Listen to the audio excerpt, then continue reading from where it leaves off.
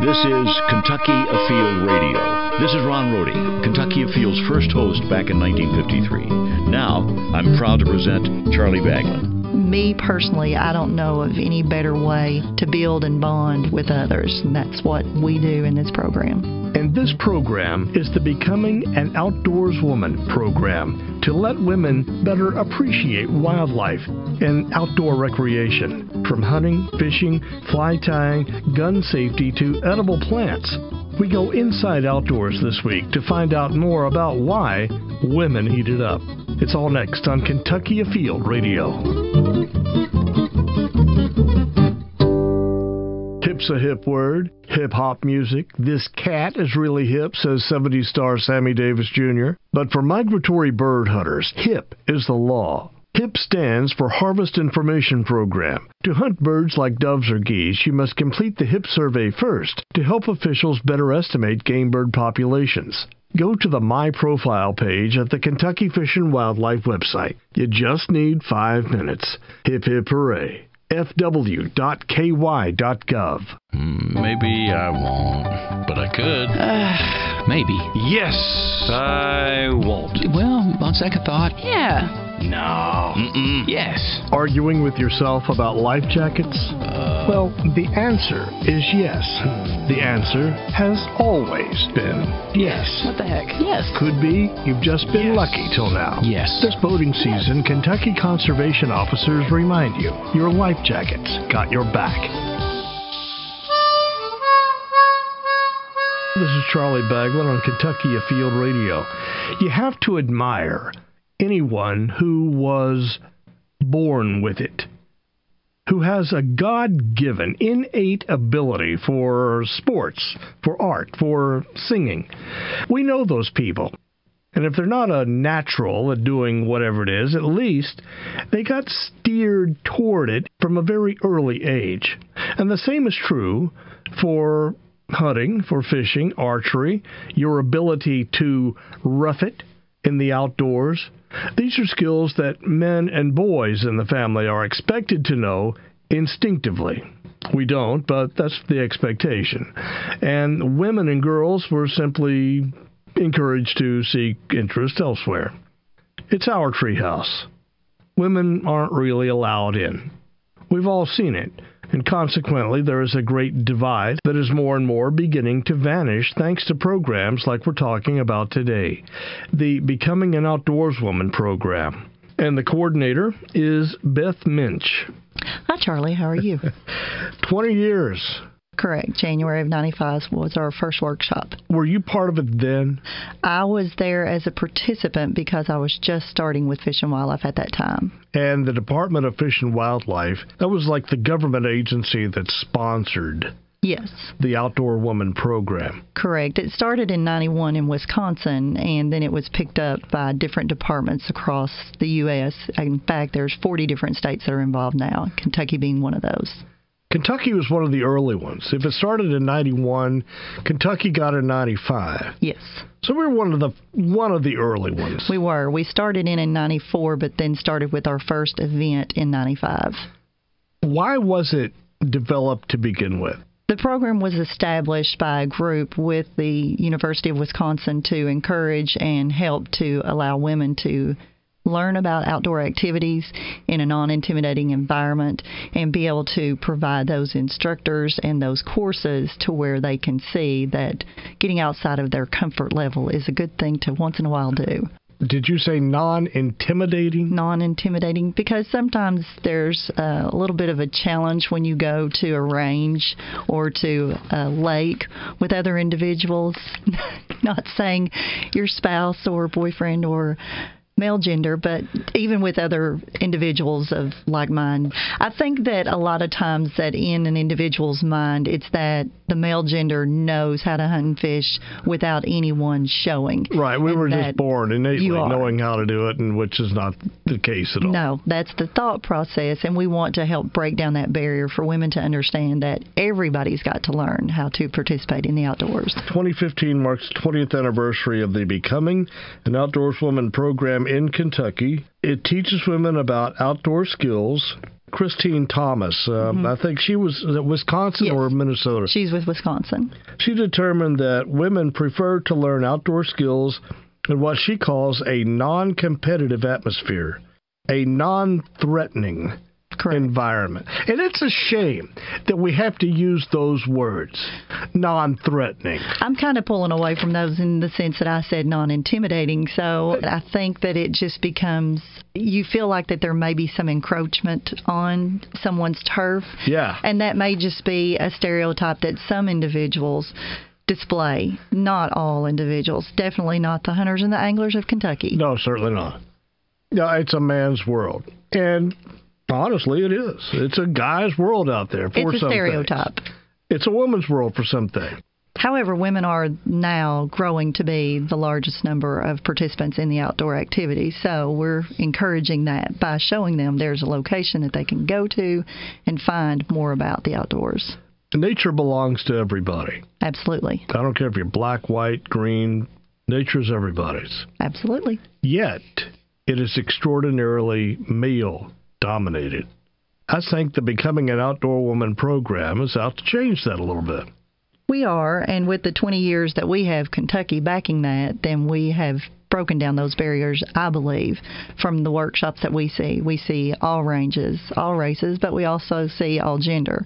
We encourage mainly women to participate, but we have a few males that participate as well. And that's a good thing because that is part of that non-intimidating, because they have been brought into a world that says, you know how to hunt and fish. You were born this way. They understand, no, I do not. And I'm man enough that I will say, show me. You know, there's some things I know how to do, some things I don't. I learned as a kid. But the key is I learned. Somebody took the time to show me. Absolutely. Maybe my mother would have benefited from this. My daddy died. I was 5 years old. Had a grandfather who was way along in years, like 80s. So he taught me how to fish. But my mother, otherwise, she was mom and dad to me. She would have benefited from having known. So this doesn't just go back to 1995. This goes back to 1935. Correct. When, and even beyond, when Definitely women beyond. just weren't involved in hunting, fishing, archery, and that type of thing. But they always have been whenever you look at the previous years and you go back further and further of what the women on the plains were requested and required to do for survival. And it's just back to what we did from the basics. So that's what we're offering. What were they requested to do? I missed that. Whenever you think about what a woman needed to be able to survive, she needed to have the ability to go out and hunt, to go out pursue, to go out to fish, then bring that animal home, clean and prepare it, and to offer it to her family, and then to also be able to understand the preservation of it. So somewhere along in history, that changed. And Mom started becoming June Cleaver. Yeah. So this is 1950s, 60s. Mother stays at home, takes care of the house, has babies, not career-oriented. No. I can't remember the first TV show that actually had a woman working. I don't remember that transition in television, but pop culture certainly reflects culture. Mm-hmm. The June Cleaver, a good lady to Google. The things that you teach, yes, and that women have missed out on a lot, and I hate to be stereotypical here, but let's just say I'll be Ward Cleaver. Let's say women grew up learning how to sew and how to cook, do all the home ec stuff. Mm-hmm. Instead of archery and fishing and fly tying and how to fix the car and the tractor and this sort of thing. It's just inherently unfair that women have been ooched out of something so fun. You teach a long list of things. We do. Archery, bird identification, you have the same list in front of you? I don't, but if you say it, I know it. Yeah.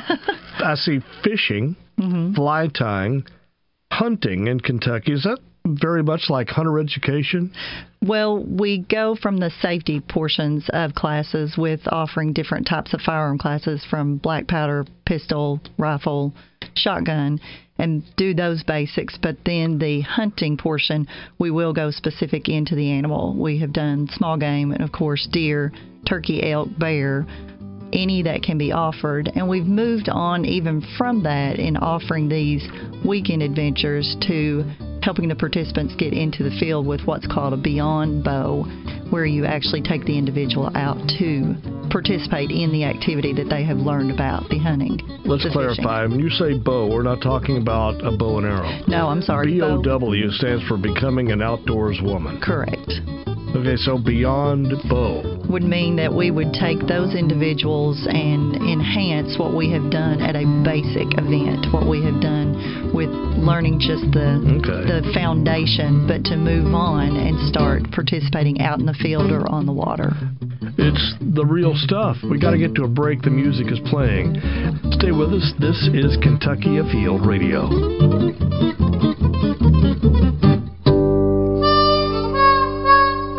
We're back on Kentucky Afield Radio. My name is Charlie Baglan. In the studio with coordinator Beth Minch about the Becoming an Outdoors Woman program. We're talking about the opportunities for women to learn more about or to get more comfortable with their outdoor skills: hunting, fishing, wildlife identification, tracking. And you might already be a pro at some of this stuff, maybe archery or turkey hunting, but you've always had an interest in taking up, say, pistol safety or fly tying and fly fishing. Here's your chance. Becoming an Outdoors Woman, it's one of several hands-on programs the Kentucky Department of Fish and Wildlife introduced maybe, 20 whatever years ago for a variety of experience levels. You have weekend workshops coming up soon. Beth, you have listed here basics. Does that minimize what you teach if you call it just the basics? No, we try to stay with that so individuals understand that they don't have to come in with great knowledge of just the know-how of wanting to, just that you are encouraged to get out and understand and do that, to be open-minded to learn about it. With the trees, we move on from the basics to do a winter tree class. That way it's a little bit more than it is in a leaf pattern. This you've really got to study with how the tree is shaped, the bark, the twigs, everything, how it is. Wild game cooking. Yes. Wildlife identification and game tracking. Mm-hmm. So you're looking at animal tracks like in the snow or the mud? We do, just to learn what trails are. If an individual doesn't recognize that they see something when they're out in the woods, that there looks like a path that's going off into the woods, that's actually created by game. Game are traveling the same particular area constantly. Just as cattle would, you would see that the field has got a groove through it where the cattle decide to travel, and it's because it's of ease. Well, game do the same thing. This allows you to learn how to notice those, recognize those, see what is using that. So if that is a particular species that you are after, you understand that is where you need to go and set up. Sounds like you've actually taken the course. You've been a part of this 20 years. You started as a student. I started as a student. I started as a participant, then moved on to assist, and then moved on now to coordinating. The teachers that teach this, are they women? Who are they? We probably are about 75% female-oriented with our instructors, but we do have a few male that will instruct as well, because they understand as we do that, as you're saying, the outdoors is for everyone. And to get everyone to participate is what helps us to preserve our outdoors in Kentucky. So we do have male instructors. Love the program. They help promote and sell the program. Some are there with their wives instructing side by side. Some are there because they've heard of the program and the positive things that they do, so they want to come and help us out with it.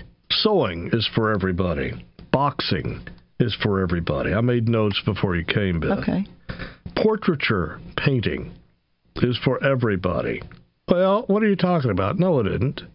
But what I think this all leads to is exposure to a variety of things is for everybody. Unless you're exposed to this at some point in your life, if that's a kid or adult, you're not going to know if you have a knack for it or not. And I like the fact that the more you're exposed to, the more widely varied your life can be. Correct. You can do hunting. You can also sit down and paint a picture or sew or cook or design your own patio. You sort of gravitate toward what you like. The same argument can be made, I made a note, I, Charlie Baglan, would have been a better seamstress if it hadn't been a female-dominated activity and the entry wasn't so darn hard. Mm-hmm. Does it sound just silly? It does, in any aspect of society, so... I would have been a better, could draw better. Uh-huh. But it's women-dominated. I'm not allowed in. It just sounds foolish, doesn't it? It does. As with everything. We come across that in every aspect in life, though. We come across that in work. We come across that in play. We come across that in everything that we do, and that's just because we as society have created these boundaries, not because they're really and truly there, just because we have created them and we've got this mindset of that's what it is. And it's so great to break down those barriers and say, those don't exist here. The outdoors, it's for you. I want to talk about a young man who we both know, and this is from 20 years ago, who was the head of the Kentucky Department of Fish and Wildlife. His name was Commissioner Tom Bennett. Correct. He loved education. Absolutely. The Salado Wildlife Education Center was his baby. It was. The National Archery in the Schools program, yes. We call it NASP, his idea. The Becoming an Outdoors Woman program, not his idea, but he brought that to the state. He did. What's some others? I believe that he was part of the Hooked on Fishing because I was here with the department at that time, and so he was involved in that highly. Hunter education already existed, but I think that he enhanced it and advanced it into more, offering it in more counties, offering it more times throughout the year to where everyone did have advantage of that program and be able to participate in that. Again, the bow program, the archery in the schools program. One other program, Step Outside. Yes. Remember that? That? Well, I do. Yeah, step outside and try this. If that's hunting, fishing, shoot a bow, any number of things. But anyway, I like what Commissioner Bennett had brought to the Kentucky Department of Fish and Wildlife about education to show it's not just a guy's world. This can be for kids, for sons, daughters, women, mothers, grandparents. Becoming an Outdoors Woman program still in existence. Yeah, that motion was set forth 20 years ago. Still going strong. We are. Any clue how many women you have reached out to over the years? In all, with the 20 years of the program being in existence in Kentucky, we've probably had around 4,700 participate in weekend and one-day events. So 4,700. 4,700 individual people. Individual.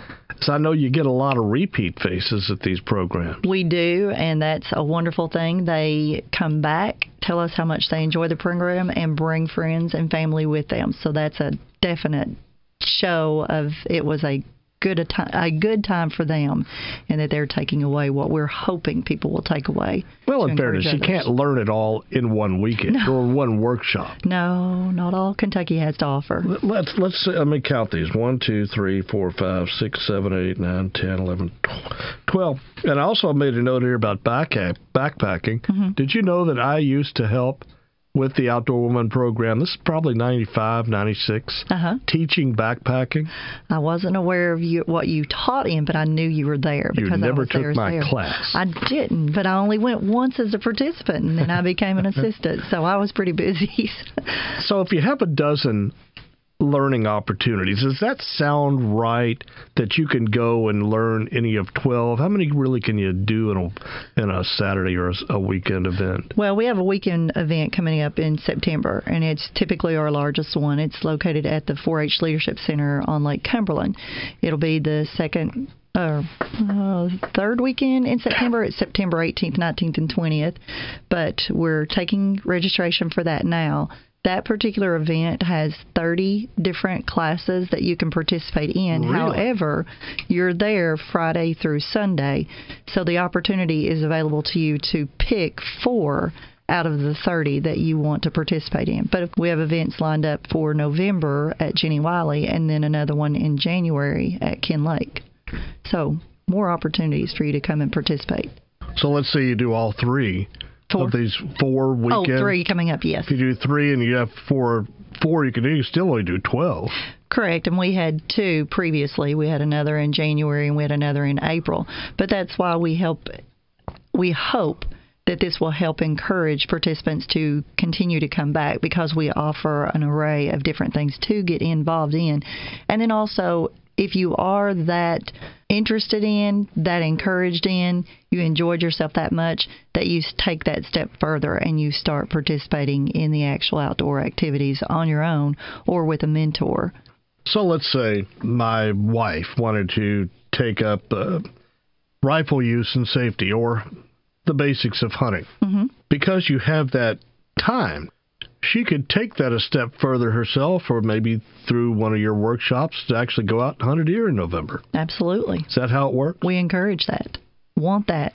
Love that. We have succeeded.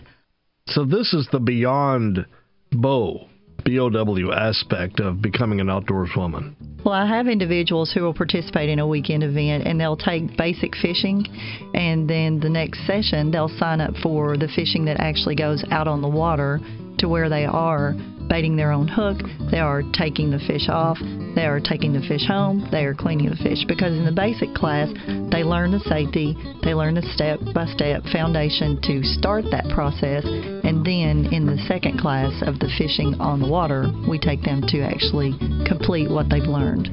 Music is playing, but in our second half hour, we'll talk about how these classes open doors to a better you and a stronger, healthier relationship with husbands, brothers, daughters, fathers, mothers. We'll have a break, our fishing report, and then more on the Becoming an Outdoors Woman program. Stay with us on Kentucky Afield Radio.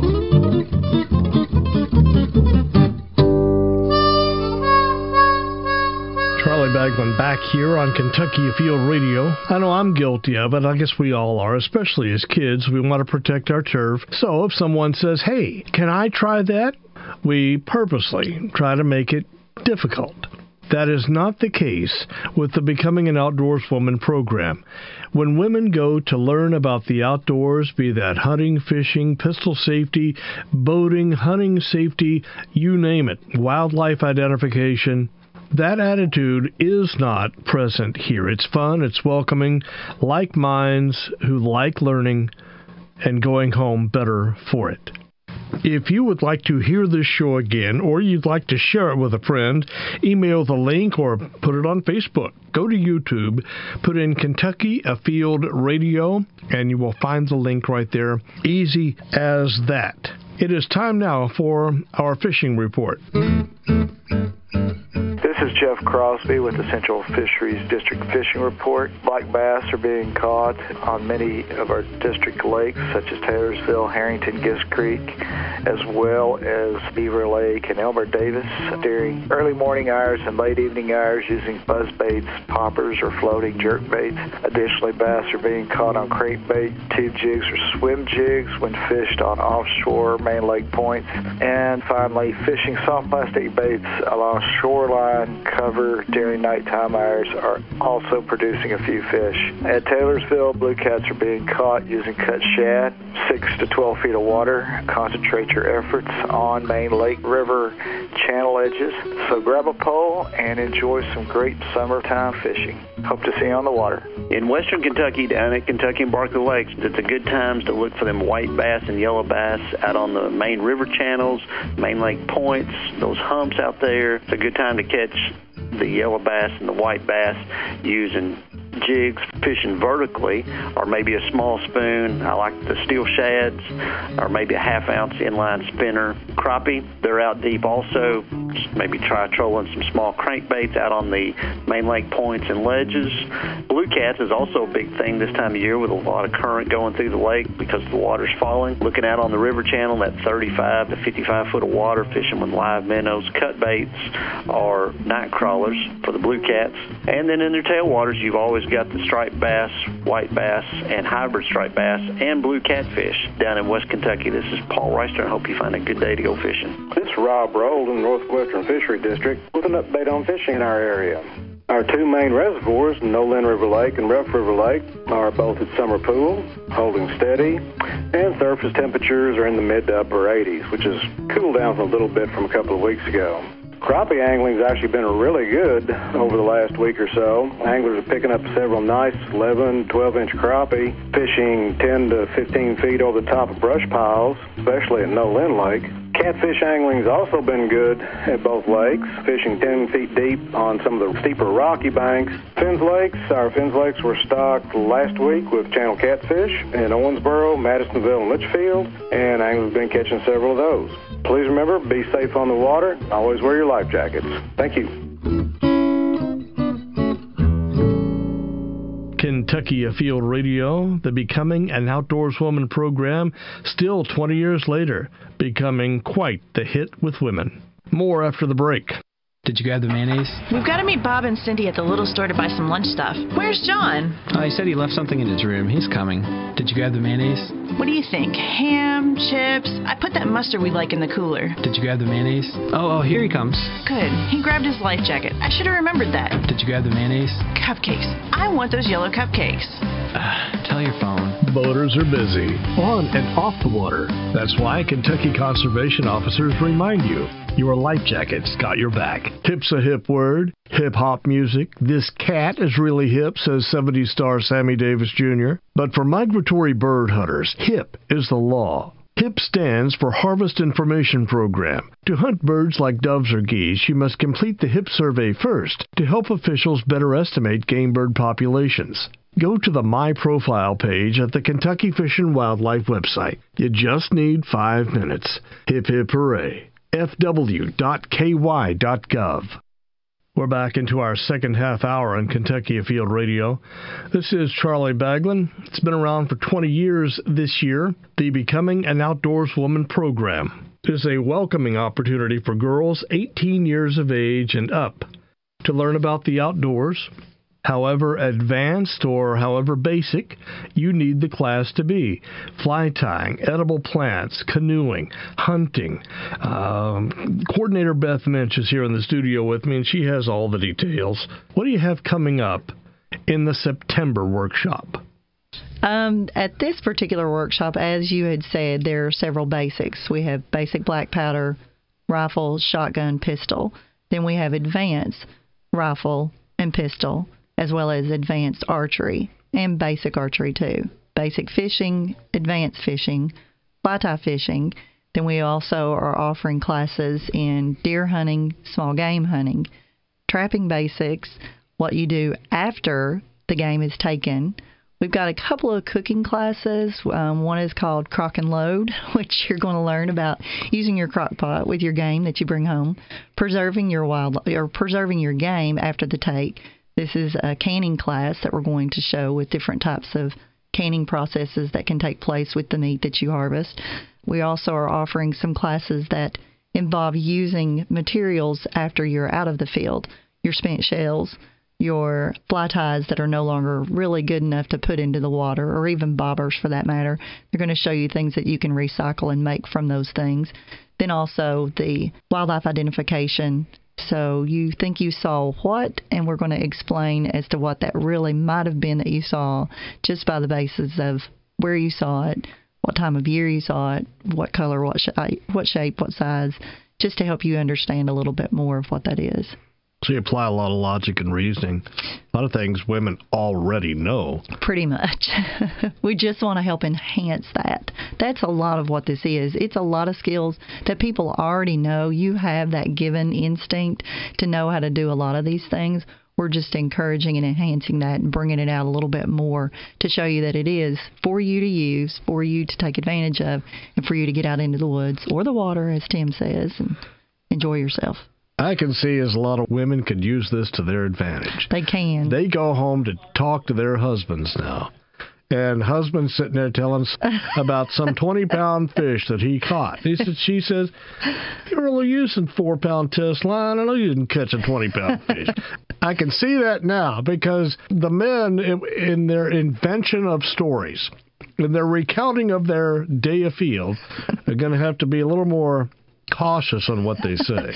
It's a wonderful thing whenever you have couples who do enjoy the outdoors together, because in my experience of learning in the early days, when my husband would go and be in the field, and it would be 9 o'clock, and I would be very worried, and then whenever he would come home, and then I would hear the stories, and I'd have to try to understand and try to take in what it all he was saying of why it took longer to get out of the tree stand, why it took so long to find the game, why it took the field dressing so long. Then participating in those activities I see. So now my level of understanding and also knowing when he's in the field what I can expect is a wonderful thing. Also, whenever he goes into the field and comes home and says, I think that I need to purchase this type of equipment, this type of item to make my event more successful, well, typically it's going to help make my event successful too, so then I'm much more apt to say, yep, let's go to that particular sporting warehouse and find what we want to purchase to enhance our day in the field or our day on the water. And then also just for women to understand that being in the outdoors just helps to grow a relationship. It has done that with many of our participants in their marriages, in their relationships with others, in their relationships with girlfriends, their sons, their daughters, because now you are the one taking out an individual and showing them something that you have fell in love with, something that you are wanting to help share with them for them to see and preserve and protect and hold on to and see why it's a great thing to be involved in. So we really, we strive for that. And then, of course, we have those participants who fall in love with a particular event and go home and purchase everything that goes along with it. So we have lots of individuals who contact us afterwards and say, okay, she can't participate in this next year because that's going to mean that I'm going to need to buy a bass boat. And right now the four-wheeler was enough. So let's hold to just the land activities.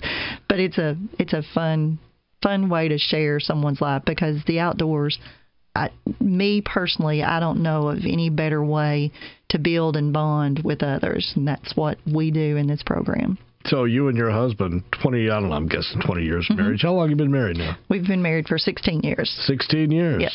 And because you know now what he knows. Yes. So I remember seeing other individual stories of the fish was this big. Normally there was no doubt in my mind that that's what it was. I didn't ever have to question that.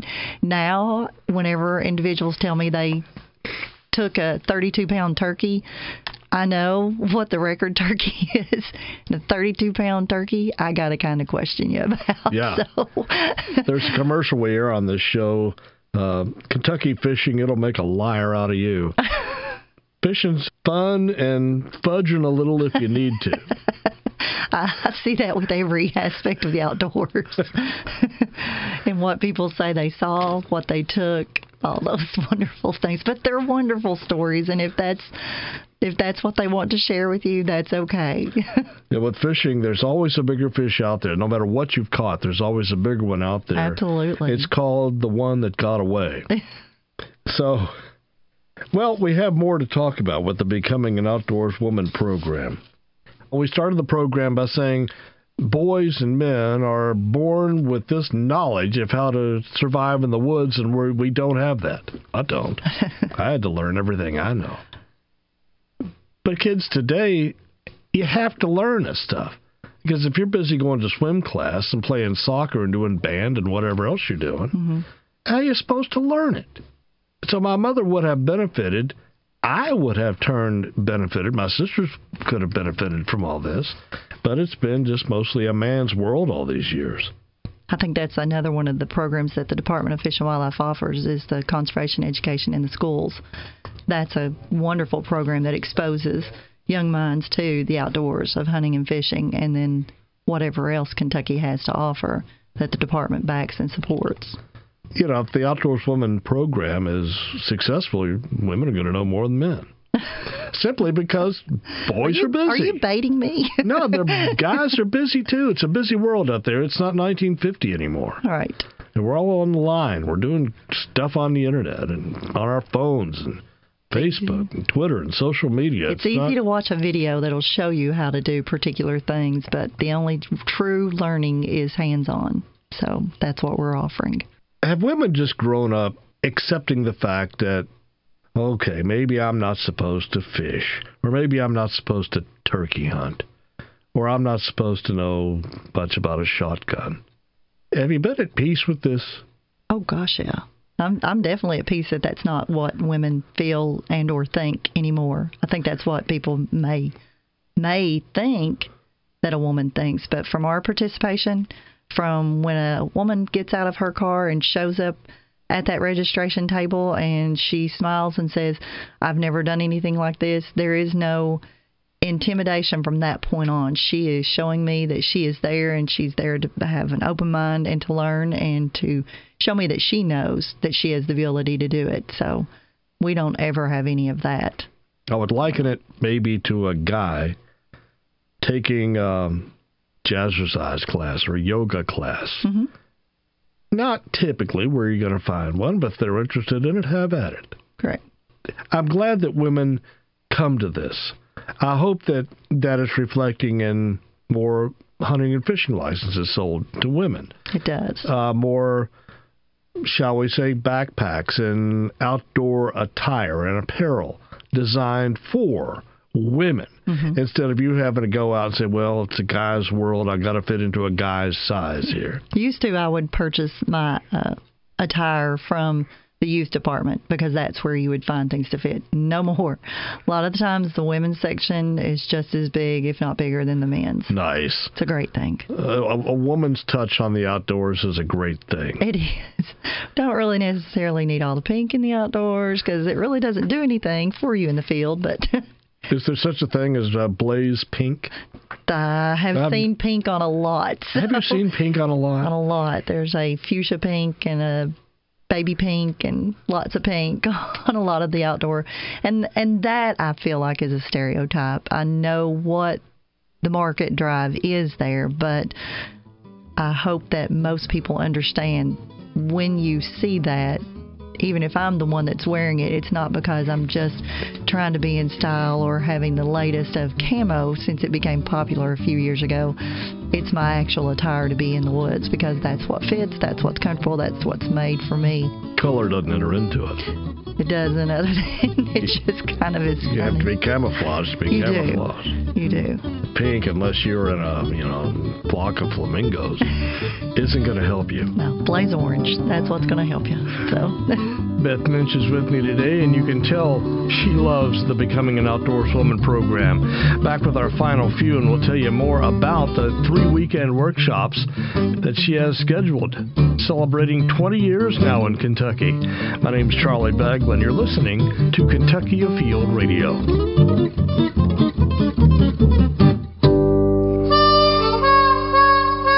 Back with our final few on Kentucky Afield Radio. The great outdoors does belong to everyone. Women know this. And from archery to hunting to gun safety, they hit it all in the Becoming an Outdoorswoman program. It's a friendly, unintimidating atmosphere for women, by women. And we're trying to help spread the word about 3 upcoming weekend workshops. Beth Minch is in the studio, and details, please. The next 3 adventures that we've got coming up are 3-day weekend events. They'll start on Friday morning and they'll run until Sunday afternoon. At this particular workshop coming in September, which we've already started registration for, we've received registrations coming in from as far away as Washington. We've got a participant who comes from Seattle. She enjoys it so much. Not Washington County. This is Washington. The state of Washington. State of Washington. She plans her vacation for this particular event because she's enjoyed it so much for the last 7 or 8 years. Really? We have participants from Florida, from Tennessee, from Ohio, and just depending on the location, a lot of people like to come in the night before. And because this, as I've said, is our largest event, and its location on Lake Cumberland and just the relaxing environment that's there at the Leadership Center, we have a lot of local participants that come in the night before as well, just for the calm before the storm, as we say, is how the weekend goes, because it is a full-fledged, blown-out weekend of just nonstop go, go, go, hunting, fishing, learn about anything and everything you want about the outdoors. And I encourage people to go to the Kentucky Department of Fish and Wildlife website and find the Becoming an Outdoors Woman program under the Education button, and you'll find the registration form, or, of course, calling the Information Center with the Department of Fish and Wildlife, which is 800-858-1549, and they can get you set up and registered. Do that for yourself. Do that for a family member. Sign someone up that you want to go with you. It's a girls' weekend. It's a family weekend, whatever you want to do. 18 years and older for this event, but anyone is encouraged to come and participate that meets that age limit. Give me an idea of what one of these will cost. This particular event, because it is our 20-year anniversary, all the accommodations would have bedding for individuals on their own, and you have your own restroom in your room. It's a great lodge. We have the best meals that you could possibly imagine in Kentucky. Meals are a part Meals of are this. included. So you would have 2 nights accommodations, you would have 6 meals, and you would have 4 classes covered along with materials and other things that are needed for that particular event. $300, I don't know, is that more or less? How much are these things? This particular event with a quad is $125. That's all? That's it. It's clear just by that price. This isn't an event to make money. No.